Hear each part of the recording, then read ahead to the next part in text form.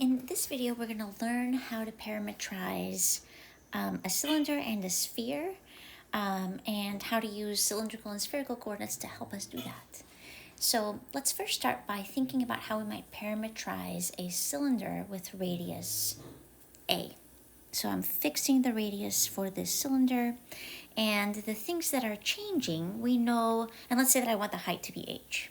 So we can think of, okay, z can change, right? So the height will go from, let's say, from 0 to h, and theta will sweep through the base, right, and generate our cylinder once I have, as the height h varies with a fixed radius a. And so theta will go from 0 to 2 pi. So we're basically taking a rectangle that has dimensions 0 to h, 0 to pi, so an h by 2 pi rectangle, and shaping it into a cylinder with radius of a. And so how do we then parametrize our cylinder? We want a vector function that generates this cylinder. So I'm going to use my independent variables here, my parameters, to be z and theta. And if you think back at, polar coordinates or cylindrical coordinates, we know that we can define x, y, and z in terms of z and theta if we have a fixed radius of a. So we know that x will be a cosine theta, y is a sine theta. That xy gives us a point on the xy plane, and then we need a z value that's going to give us a point on the cylinder, z. So we can say, all right, then let's parametrize our surface using theta and z as our parameters, and x, the x coordinate of any point on that cylinder, is going to be defined by a cosine theta, y will be defined by a sine theta, and z will vary and will be defined by z.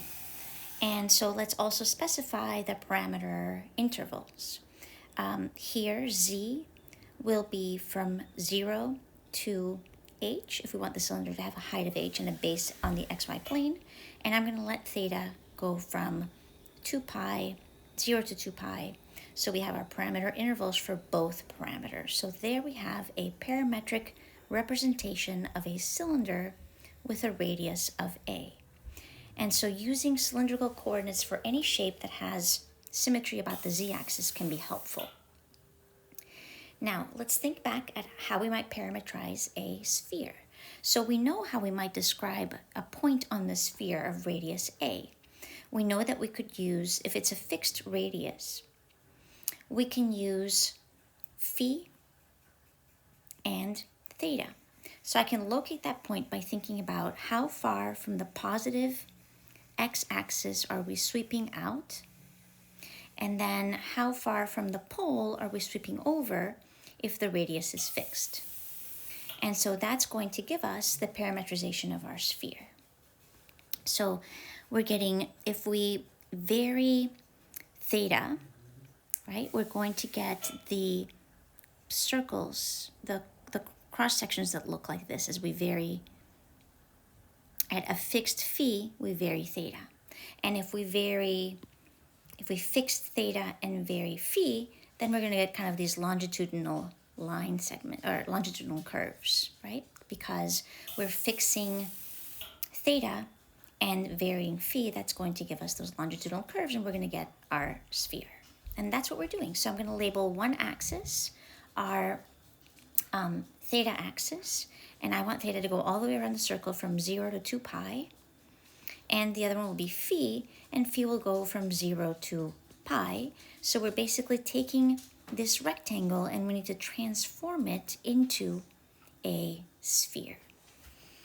And so we're going to write a vector function that gives us the parametrization, and I'm going to use spherical coordinates. Again, a will be our fixed radius, so we know that x is going to be a, using spherical coordinates, how we can define any point on the sphere will be a sine phi cosine theta. Y will be A sine phi sine theta.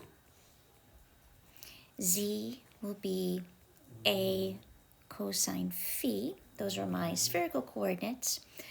So our vector function or parametrization will depend on both theta and phi, and we can write it using those components. So x is A sine phi cosine theta.